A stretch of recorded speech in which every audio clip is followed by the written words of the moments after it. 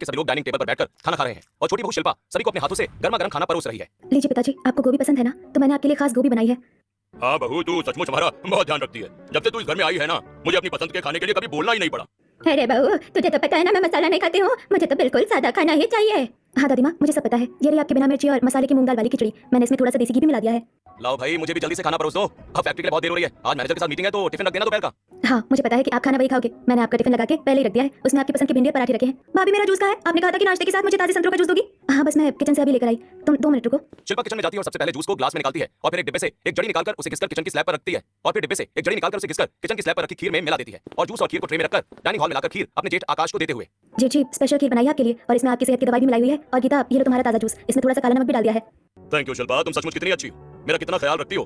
मुझे तो कई बार अपनी दवाइयों का ध्यान भी नहीं रहता, पर तुम कभी नहीं भूलती। हाँ, क्यों ख्याल नहीं रखूंगी। इस घर में बड़े भाई का दर्जा पिता समान होता है, तो आपका ध्यान रखना मेरा फर्ज है। बहू, तुम तो कब से इसका इलाज कर रही हो, ये दवाई खिला रही हो, लेकिन इससे कुछ फायदा नहीं हो रहा। माँ जी, मैं तब तक इनकी परवाह करती रहूंगी जब तक ये ठीक नहीं हो जाते। ये आप लोग किस बारे में बात कर रहे हैं? और मैं कहाँ बैठा हूँ? थोड़ी देर पहले तक तो मैं अपने कमरे में था। भैया, हम सभी यहाँ खाना खाने के लिए बैठे। चलिए खीर खा लीजिए। सभी लोग अपना अपना नाश्ता खत्म करते हैं और फिर शिवांश और विकास फैक्ट्री के लिए निकल जाते हैं। ऐसे कुछ दिन बीत जाते हैं। एक दिन सविता हॉल में आकर देखती है कि हॉल में ऑफिस के 2 आदमी आकाश के सामने खड़े होकर उसे किसी कागज पर साइन करने के लिए कह रहे हैं। सर ये साइन कर दीजिए, ये साइन के बिना पेपर आगे नहीं बढ़ेंगे और फैक्ट्री का काम पूरी तरह ठप हो जाएगा। मैं तुम लोगों को नहीं जानता। कौन हो तुम लोग? क्या हो गया, किस पेपर पर साइन करवाना है तुम्हें? देखिए ना माँ जी, हम फैक्ट्री के आधिकारिक कागजात पर सर से साइन करवाने आए हैं, लेकिन ये हमें पहचानने से ही मना कर रहे हैं और साइन नहीं कर रहे। बेटा आकाश, याद करो, तुम ही तो अपनी इस खिलौने की फैक्ट्री के असली मालिक थे। तुमने ही रात दिन एक करके सब कुछ बड़ा किया था। जब से तुम्हें ये बीमारी हुई है, तब से तुमने फैक्ट्री जाना बंद कर दिया है। लेकिन आज भी सब कुछ तुम्हारे नाम पर है और तुम्हें ही ये सब चलाना है। अच्छा, हाँ अब याद आया। वो लाल रंग की बड़ी सी इमारत जहाँ बहुत सारे खिलौने बनते हैं। आकाश उन कागजात पर अपने दस्तखत कर देता है। दोनों कर्मचारी कागज समेट कर चले जाते हैं कि तभी शिल्पा वहाँ आती है। उसे देखकर सविता, अरे बहू, तुम कहीं बाहर से आ रही हो, कहाँ गई थी? अरे माँ जी, वो जेठी की दवाई खत्म हो गई थी ना, तो मैं बस दवाई लेने के लिए गई थी। देखिए, मैं पूरी 1 महीने की दवाई ले आई हूँ। हाँ बहू, कुछ तो अच्छा हो जिंदगी में। मैं तो बस इस इंतजार में बैठी हूँ कि इस दवाई से मेरे बच्चे को थोड़ा आराम लग जाए। हाँ, आप चिंता क्यों करती हो माँ जी? वैद्य ने कहा है कि आयुर्वेदिक दवाइयाँ हैं, इसलिए दवाइयों का असर होने में समय लगता है, पर आराम जरूर लग जाएगा। शिल्पा किचन में जाती है और जूस में थोड़ी सी दवाई मिलाकर हॉल में लाकर आकाश को दे देती है। धीरे धीरे समय बीत रहा था, लेकिन आकाश की तबीयत में कोई भी सुधार नहीं हो रहा था। एक दिन सविता बालकनी के तार पर कपड़े फैला रही थी। तभी बगल वाली बालकनी से पड़ोसन शांति सविता से बातें करते हुए, अरे बहन सविता, मैं तो कल से तुम्हारे घर आने की सोच रही थी, पर समय ही नहीं मिला। मुझे तो तुम्हें बहुत ही जरूरी बात बतानी है। हाँ बताओ ना शांति बहन। तुम्हारे बड़े बेटे आकाश के लिए एक लड़की नजर में आई है। लड़की का नाम रश्मि है। बहुत सुंदर है, संस्कारी और सुशील, घर के सारे काम जानती है। बस एक बात है, उसने बीटेक इंजीनियरिंग की पढ़ाई की है, पर लोग कहते हैं उसका दिमाग थोड़ा हटके है। हटके? इसका क्या मतलब हुआ बहन? क्या उसे भी कोई दिमागी परेशानी या कोई बीमारी है? पूरी बात साफ साफ बताओ। कुछ खास नहीं, बस पढ़ाई के चक्कर में थोड़ी अलग सी बातें करती है। लोग कहते हैं कि वो थोड़ी कम अकल की है और दिमाग से थोड़ी दिक्कत है उसको। बहन, मेरा बेटा भी तो वैसा ही है, उसमें भी तो इतनी बड़ी कमी है। कौन अपनी भली चंगी बेटी हमारे घर देगा? तुम ऐसा करो कि बात चलाओ। ठीक है बहन, मैं आज ही रश्मि के माता पिता से बात करती हूँ। शांति कॉल करके रश्मि के माता पिता से बात कर लेती है और अगले ही दिन रश्मि को देखने का प्लान फिक्स करवा लेती है। अगले दिन सभी लोग रश्मि को देखने के लिए उसके घर आते हैं। रश्मि सभी के लिए चाय नाश्ता लेकर आती है और नाश्ता बनाकर टेबल पर रखकर बैठ जाती है। सभी लोग नाश्ता करते हैं। उसके बाद रश्मि की मां सुमित्रा मेहमानों से, वैसे तो लोग कहते हैं कि मेरी बेटी के दिमाग में प्रॉब्लम है, वो ज्यादा किसी से मिलती नहीं है और पढ़ पागल हो गई है, लेकिन हमको कभी ऐसा कुछ नहीं लगा। हाँ, बस अपनी ही धुन में रहती है। ये आगे पढ़ने के लिए विदेश जाना चाहती है, लेकिन हमारे पास इतने पैसे नहीं है कि इसकी पढ़ाई का खर्च उठा सके। महेश जी, हम आपसे कुछ भी छिपाना नहीं चाहते। हमारे बेटे आकाश में भी बहुत बड़ी कमी है। ये अक्सर अपनी याददाश्त खो बैठता है और अजीब सा बर्ताव करता है। शिवांश ऐसा कह ही रहा था कि तभी आकाश चारों तरफ देखते हुए अपनी माँ से, हम कहाँ हैं माँ? ये किसका घर है? हम इन अनजान लोगों के बीच में क्यों बैठे हैं? चलो ना, मुझे अपने घर जाना है माँ, अपने घर चलो ना। देखा आपने, यही तो इसकी सबसे बड़ी प्रॉब्लम है। ये अचानक सब कुछ भूल जाता है और घबरा जाता है। अरे भैया शांत हो जाइए, हम यहाँ आपके लिए लड़की देखने आए हैं। सामने जो चाय परोस रही है वही आपकी होने वाली दुल्हन है। अच्छा, लड़की देखने आए हैं। हाँ, ये तो बहुत सुंदर है। रश्मि चाय की ट्रे रखकर आकाश को ध्यान से देखती है। नाश्ता करने के बाद सविता रश्मि की माँ से, भाई हमें तो रश्मि बहुत पसंद आई, हमारी तरफ से ये रिश्ता पक्का है। आप लोग भी सोच समझ कर जवाब दे दीजिएगा, फिर शादी की तैयारी करेंगे। उसके बाद सभी मेहमान चले जाते हैं। मेहमानों के जाने के बाद सुमित्रा अपने पति से, नहीं बिल्कुल नहीं, ऐसे पागल लड़की को मैं अपनी बेटी कभी नहीं दूंगी। मेरी बेटी की जिंदगी बर्बाद हो जाएगी। हाँ, सुमित्रा सही कह रही है। भले ही मेरी बेटी थोड़ी अलग है, पर इसका मतलब ये नहीं कि हम ऐसे भुलक्कड़ लड़के से अपनी बेटी की शादी करते। मैं कल ही उन लोगों को फोन करके मना कर देता हूँ। नहीं माँ, मेरी शादी वही कर दो। मैं अपनी जिंदगी में जो कुछ करना चाहती थी वो अपनी आर्थिक तंगी की वजह से नहीं कर पाई। कम से कम वो परिवार बहुत अमीर और पैसे वाला है, हो सकता है वहाँ मुझे मेरी रिसर्च के लिए सही माहौल मिल सके। पर रश्मि तो समझ नहीं रही है, वहाँ का माहौल कैसा होगा? लोग मुझे पागल समझते हैं और वो लड़का पहले से मानसिक रूप से बीमार है। लोग मुझे पागल कह दे, पर मैं पागल थोड़ी हूँ। मुझे पता है कि मुझे अपनी जिंदगी में क्या करना है। आप बस इस शादी के लिए हाँ कह दीजिए। महेश एक गहरी सांस लेता है और फोन करके लड़के वालों को हाँ कह देता है। शादी पक्की होने की खबर मिलते ही आकाश के घर में उत्सव का माहौल बन जाता है। सभी लोग हॉल में नाच रहे थे। तभी उनके, वाह क्या जोड़ी मिलाई है भगवान ने। अच्छा है ना, जैसे जेठी का दिमाग कम है, वैसे ये नई आने वाली लड़की भी कम दिमाग की है। कुछ दिनों के बाद ढोल नगाड़ों की गूंज और जगमगाती लाइट्स के बीच बारात निकलती है और आकाश और रश्मि की धूमधाम से शादी हो जाती है। छोटी बहू शिल्पा आरती की थाली सजाकर दुल्हन का स्वागत करते हुए, आइए जेठानी जी, आपका इस घर में बहुत बहुत स्वागत है। आज से ये घर आपका ही है। धन्यवाद देवरानी जी।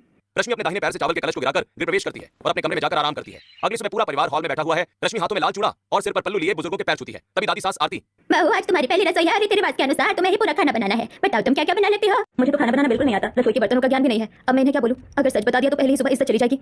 अब दादी माँ, आप बिल्कुल चिंता मत कीजिए। आपको जो खाना पसंद हो आप बस बता दीजिए, मैं सब कुछ बना दूंगी। आज पहली रसोई में दाल तड़का, सीख कबाब और सोया चाप जरूर बनाना और हाँ, मीठे में रसगुल्ला जरूर होना चाहिए। इसके अलावा वेज बिरयानी भी बना लेना। ठीक है दादी माँ, मैं ये सब नोट कर लेती हूँ। आप जैसा कहेंगी बिल्कुल वैसा ही खाना तैयार मिलेगा। रश्मि अपनी साड़ी के पल्लू के नीचे से एक छोटा सा अत्याधुनिक टैबलेट निकालती है और बड़ी तेजी से दादी द्वारा बताए गए सभी व्यंजनों के नाम उसमें टाइप करने लगती है। बहू एक बात का हमेशा ध्यान रखना, हमारे इस खानदानी घर में किसी मोबाइल की ऑनलाइन रेसिपी नहीं बल्कि हाथों का असली स्वाद चलता है। हाँ बहू, तुम्हारी दादी सास सही कहती है, जो भी बनाना मन से बनाना, जरा सी भी गड़बड़ी नहीं होनी चाहिए, क्योंकि इस घर में सभी लोग अच्छे खाने के बेहद शौकीन हैं। हाँ जरूर माँ जी, आपकी दी हुई हर हिदायत का मैं ध्यान रखूंगी। उसके बाद रश्मि रसोई में जाकर दरवाजे को अंदर से बंद कर देती है। फिर वो अपने गले में लटके पतले से वायरलेस हेडफोन को सही करती है और फिर अपने पेटीकोट के जेब में रखा पर्स निकालकर उसमें से एक एआई स्कैनर निकालते हुए अपने आप से। दादी अम्मा ने तो कहा है कि मोबाइल की रेसिपी नहीं चलेगी। अब अगर मैं इन्हें बताऊंगी कि मैं एआई से पूछ कर बना रही हूँ तो वो बहुत गुस्सा करेंगी। ऐसा करती हूँ कि अपना एआई स्कैनर या मसालों के पीछे इंस्टॉल कर देती हूँ और अपने टैबलेट से कनेक्ट कर लेती हूँ। रश्मि उस स्कैनर को मसाले के डिब्बे के पीछे कोने में इंस्टॉल कर देती है। स्कैनर के जलते ही उसके फोन पर एक नीली लाइट जलती है। रश्मि अपने कान में लगे हेडसेट को छूती है और एआई वॉइस असिस्टेंट को एक्टिवेट करते हुए, एलेक्सा मुझे बताओ कि सोया चाप कैसे बनानी है, शुरुआत कहाँ से करूँ? एआई पूरे किचन को स्कैन करके बताना शुरू करता है। सोया चाप की सब्जी बनाने के लिए सबसे पहले फ्रिज के निचले रैक में रखे हुए सोया चाप के पैकेट को बाहर निकाल ले। रश्मि तुरंत फ्रिज खोलती है और ठीक उसी रैक से सोया चाप का पैकेट निकाल लेती है। अब इसे साफ चाकू से छोटे छोटे गोल टुकड़ों में काट ले और एक बर्तन में रख ले।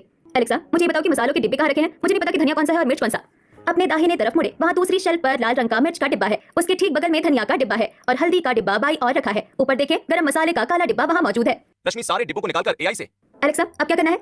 अब इन सभी मसालों को 2 चम्मच ताजे दही से मिलाकर एक गाढ़ा पेस्ट बनाएं और कढ़ाई में धीमी आंच पर भूनें। रश्मि एआई के निर्देशों का हूबहू पालन करती है। वो कढ़ाई चढ़ाती है, मसालों को भूनती है और ढक्कन बंद करते हुए, एलेक्सा इसे कितनी देर तक पकाना है? कढ़ाई में जलने की महक तो नहीं आएगी? कम से कम 15 मिनट धीमी आंच पर पकने दे, तब तक आप बाकी के पकवानों और आटे की तैयारी कर लें। ठीक है एलेक्सा, मैं तब तक पराठों के लिए आटा गूंथ लेती हूँ। ठीक 15 मिनट बीतते हैं। रश्मि आटे की परात अलग रखती है, तभी उसके कान के हेडफोन में एक बीप की आवाज गूंजती है। अलर्ट, आपकी सोया चाप की सब्जी पूरी तरह तैयार हो चुकी है, कृपया करके तुरंत गैस बंद कर दे। रश्मि तुरंत गैस बंद कर देती है। इसी तरह एआई स्कैनर की मदद से वो दाल तड़का, वेज कबाब, बिरयानी और रसगुल्ले भी पूरी सटीकता से तैयार करके डाइनिंग टेबल पर लगा देती है। सभी लोग खाना खाना शुरू करते हैं, खाना खाकर आरती तारीफ करते हुए। सचमुच बहू, बड़ी बहू ने तो बहुत ही लाजवाब खाना बनाया है। मसालों का ऐसा स्वाद मैंने सालों बाद चखा है, बिल्कुल हमारी पुरानी खानदानी रसोइयों जैसे। छोटी भाभी, आज तक आप ही सबसे अच्छा खाना बनाती थी, लेकिन आज तो बड़ी भाभी ने आपसे भी कई ज्यादा अच्छा खाना बनाया है। कमाल कर दिया भाभी, बहुत टेस्टी खाना बनाया है। हाँ भाई, मसालों का संतुलन तो बिल्कुल सही है, न ज्यादा तीखा न ज्यादा फीका, हर एक चीज एकदम सही मात्रा में बनी है। अरे आकाश बेटा, तुझे अपनी दुल्हन के हाथ का खाना कैसा लगा, कुछ तो बताओ। हाँ माँ, खाना तो बहुत अच्छा बना है, पर ये बताओ कि क्या ये हमारे घर की पुरानी काम वाली शीला ने बनाया है ना? अरे बेटा, ये शीला ने नहीं, तेरी बीवी रश्मि ने बनाया है, उसकी पहली रसोई का खाना है ये। बीवी? मेरी बीवी? मेरी शादी कब हुई माँ? मुझे तो कुछ याद ही नहीं आ रहा। तेरी शादी अभी कल ही तो हुई है भाई। ये देख, तेरी पत्नी रश्मि भाभी है।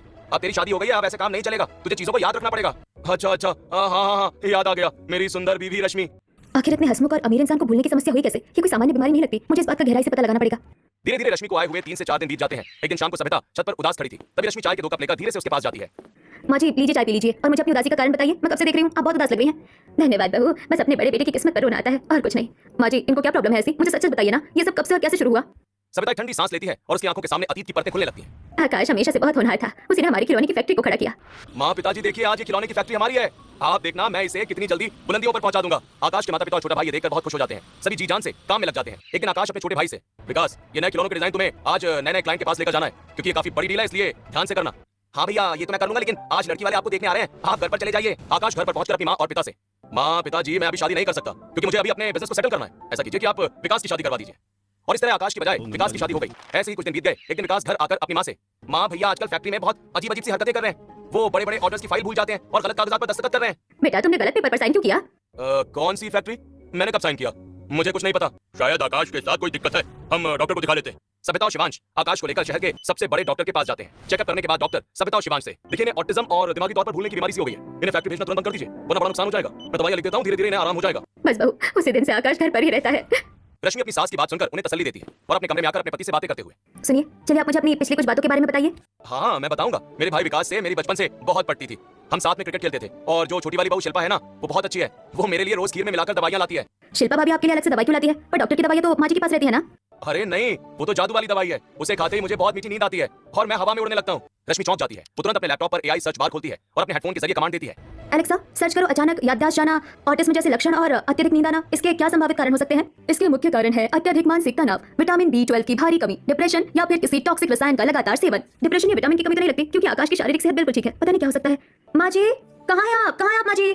शिल्पा की आवाज सुनकर रश्मि बाहर आती है तो देखती है कि शिल्पा सविता से बातें कर रही थी। माँ जी चले ना, हम जीजी की खास जड़ी बूटी वाली दवाई लेकर आते हैं वैजी से। हाँ बहू, तो हमेशा उसकी सेहत की फिक्र करती है। चल मैं भी तेरे साथ गाड़ी में चलती हूँ। शिल्पा अपनी सास के साथ अपनी कार से शहर के बाहर एक बिल्डिंग में पहुंचकर सामने बैठे वैद्य जी से, वैजी तैयार करके रख दिया था, बस आप मुझे मेरे पैसे दे दीजिए। आप पैसों की चिंता मत कीजिए, ये लीजिए नोटों की गड्डी, जितने पैसे चाहिए मैं दूंगी, बस जेठ जी को ठीक होना चाहिए। शिल्पा और सविता दवाई लेकर अपनी कार से वापस आने लगती हैं। रास्ते में सविता शिल्पा से, बहू तो सचमुच कितनी अच्छी है, आकाश की इतनी चिंता करती है। मेरा बेटा कितना खुश नसीब है ना कि उसे तेरी जैसी बहू मिली।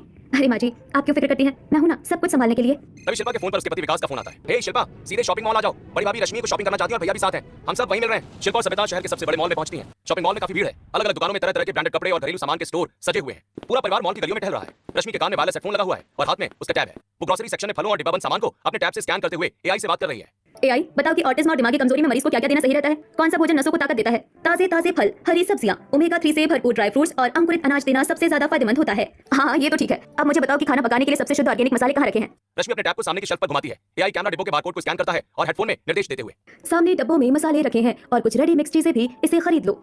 इधर रश्मि एआई से बातें कर रही थी और थोड़ी दूरी पर गीता और शिल्पा खड़ी होकर रश्मि को अपने आप से बड़बड़ाते और हवा में हाथ हिलाते हुए देखकर, देखो तो सही गीता, ये तो अपने आप से कैसे बातें कर रही है, हवा में हाथ हिला रही है जैसे कोई भूत दिख रहा हो।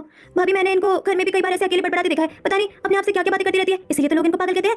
पता नहीं अपने आप से बातें करती है या किसी लड़के से फोन पर बातें करती है। तभी सविता 2 बिस्कुट के पैकेट हाथ में लिए रश्मि के पास आकर, बहू, मुझे समझ नहीं आ रहा कि कौन सा बिस्किट का पैकेट ज्यादा अच्छा है और किसमें पैसे ज्यादा बचेंगे। माँ जी, मैं अभी 1 मिनट में बताती हूँ।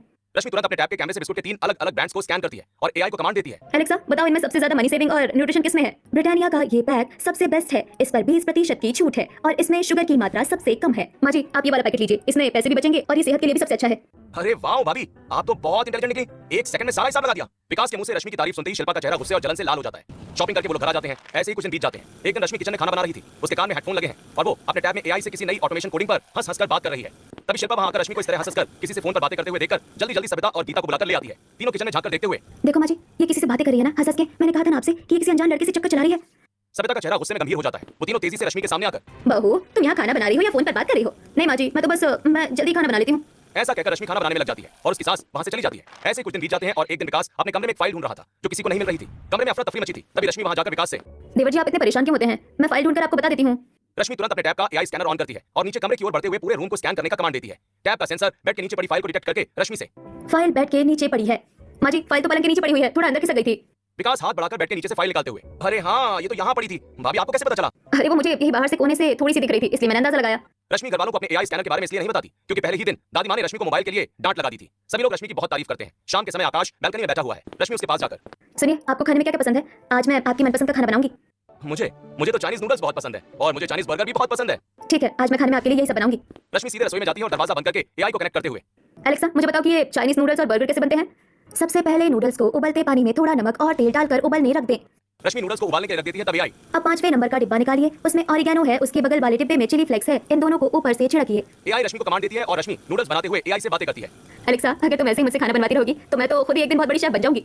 बिल्कुल, मेरे निर्देशों के साथ आपकी ट्रेनिंग पूरी हो रही है। रश्मि हंसने लगती है। तभी रसोई के दरवाजे को हल्का सा खोलकर शिल्पा सविता और गीता को लेकर झांकते हुए, देखिए माँ जी, मैंने कहा था ना, ये अकेले किचन में बंद होकर किसी लड़के से हंसकर फोन पर बातें करती है। तभी सविता दरवाजे को पूरा खोलकर रश्मि से, बहू, ये क्या हो रहा है? तुम किससे बातें कर रही हो अकेले में? अब नहीं माँ जी, बस कुछ नहीं, मैं तो खाना बनाते हुए अपने मन में ही दोहरा रही थी। ठीक है, अब फोन साइड में रखो और जल्दी से खाना टेबल पर लगाओ। कुछ देर के बाद पूरा परिवार डाइनिंग टेबल पर बैठा है। नूडल्स, वेज बर्गर और रोल देखकर सभी लोग खुश हो जाते हैं और खाना खाने लगते हैं। अगले दिन पूरा परिवार अपने खिलौनों की फैक्ट्री में घूमने जाता है। तभी फैक्ट्री का पुराना मैनेजर हाथ में एक फाइल लेकर विकास के पास आता है। साहब, आप आए हैं तो थोड़ा हिसाब किताब भी देख लीजिए ना। काफी दिनों से खातों में बहुत बड़ी गड़बड़ी चल रही है और नुकसान हो रहा है। विकास फाइल को खोलकर देखते हुए, क्या गड़बड़ है मैनेजर?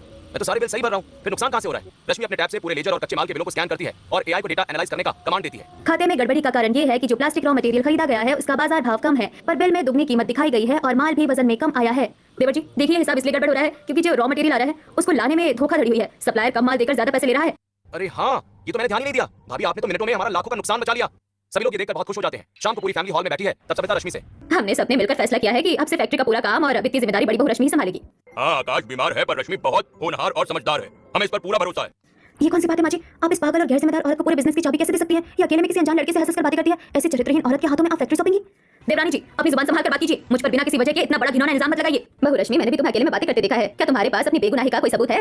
हाँ माँ जी, आप सब मेरे साथ रसोई में आइए, मैं आपको आज पूरा सच दिखाती हूँ।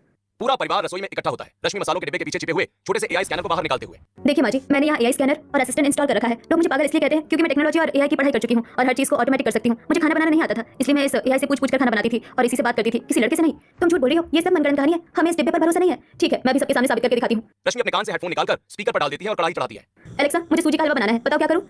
हमेशा की तरह आज भी मैं तुम्हारी मदद के लिए तैयार हूँ। सेकंड नंबर की रैंक पर 5वें नंबर का सूजी का डिब्बा निकालो और धीमी आंच पर भून लो। रश्मि एआई की बातों को फॉलो करती है। अब कढ़ाई खोलकर चम्मच चलाओ वरना हलवा जल जाएगा। एलेक्सा, अब बताओ इस हलवे का स्वाद बढ़ाने के लिए मैं क्या मिलाऊं? केसर मिलाओ, तीसरे डिब्बे में केसर रखा है। देखा आप लोगों ने, क्या हर चीज बताता है और गलत करने पर रोक भी देता है। देखिए मैं आपको एक गलत डब्बा उठाकर बताती हूँ। रश्मि जानबूझकर एक गलत डिब्बा उठाती है तभी आई। रुक जाओ, इस डिब्बे को मत छुओ, इसमें खतरनाक स्लो पॉइजन रखा है। ये इंसानी दिमाग की नसों को हमेशा के लिए अपाहिज बना देता है। ये सुनते ही पूरे परिवार के होश उड़ जाते हैं। Slow poison? क्या बकवास है ये? नहीं ससुर जी, यही बकवास नहीं करता। यदि ये कह रहा है तो जरूर से ये स्लो पॉइजन है। मैं डिब्बे को खोलकर देखती हूँ। रश्मि डिब्बे को खोलकर देखती है तो सभी लोग उस डिब्बे में रखी दवा को देखकर हैरान रह जाते हैं, क्योंकि ये वही दवा है जिसे शिल्पा आकाश के लिए लेकर आती है। उसे देखकर सविता गुस्सा होते हुए, शिल्पा सच सच बताओ कि ये दवा किस काम आती है और तुम इसे हमेशा विकास को क्यों पिलाती हो? क्योंकि मैंने भी ये बात नोटिस की है कि जब जब तुम इस दवा को विकास को पिलाती हो तो उसकी तबीयत ज्यादा खराब हो जाती है। शिल्पा सच सच बता, वरना मैं अभी पुलिस को फोन करता हूँ। मुझे माफ कर दीजिए, मैं सब बताती हूँ। मुझे लगता है कि अब हमें खिलौने की फैक्ट्री का बंटवारा दोनों भाइयों में बराबर बराबर कर देना चाहिए। अरे नहीं पिताजी, इस फैक्ट्री को बड़े भैया ने खड़ा किया है, इसलिए इसके मालिक फिर भैया हैं। मैं तो बस भैया का असिस्टेंट बनकर काम करता रहूंगा और मैं भी हमेशा अपने भाई का ख्याल रखूंगा। कभी इसे किसी चीज की कमी नहीं होने दूंगा। परिवार के सभी लोग दोनों भाइयों के इस प्यार और अपनेपन से बहुत खुश हो जाते हैं, लेकिन वहीं शिल्पा मन ही मन। नहीं, मैं ऐसा नहीं होने दूंगी। सब कुछ मैं जेठ जी के नाम पर नहीं होने दूंगी। अगले दिन शिल्पा शहर के बाहर एक वैद्य के पास जाकर, आप मुझे कोई ऐसी दवाई दीजिए जो स्लो पॉइजन हो और धीरे धीरे करके जेठ जी को ऑटिज्म का शिकार कर दे। आपका काम हो जाएगा, बस पैसे तैयार रखिएगा। निकल जाओ इस घर से हमेशा के लिए। तुम जैसी लालची और जहरीली औरत की मेरी जिंदगी में कोई जगह नहीं है। हाँ शिल्पा, इससे पहले कि हमारा गुस्सा बेकाबू हो जाए तो इस घर से दफा हो जा। तलाक के कागज तेरे घर पहुंच जाएंगे। शिल्पा बिलख बिलख कर रोती हुई अपने सामान के साथ घर से बाहर निकाल दी जाती है। माँ जी आप उदास मत होइए, अब इस स्लो पॉइजन का असर धीरे धीरे खत्म हो जाएगा। मैं एआई न्यूट्रिशन और सही डॉक्टरों की मदद से अपने पति को बिल्कुल ठीक कर लूंगी। रश्मि के सही खानपान, एआई की मदद से तैयार थेरेपी और सही इलाज से आकाश पूरी तरह स्वस्थ हो जाता है। उसकी याददाश्त वापस आ जाती है। आकाश और रश्मि दोनों एक साथ खिलौने की फैक्ट्री में बैठकर मुस्कुराते हुए बिजनेस की नई ऊंचाइयों को संभालते हैं। तो रात के 10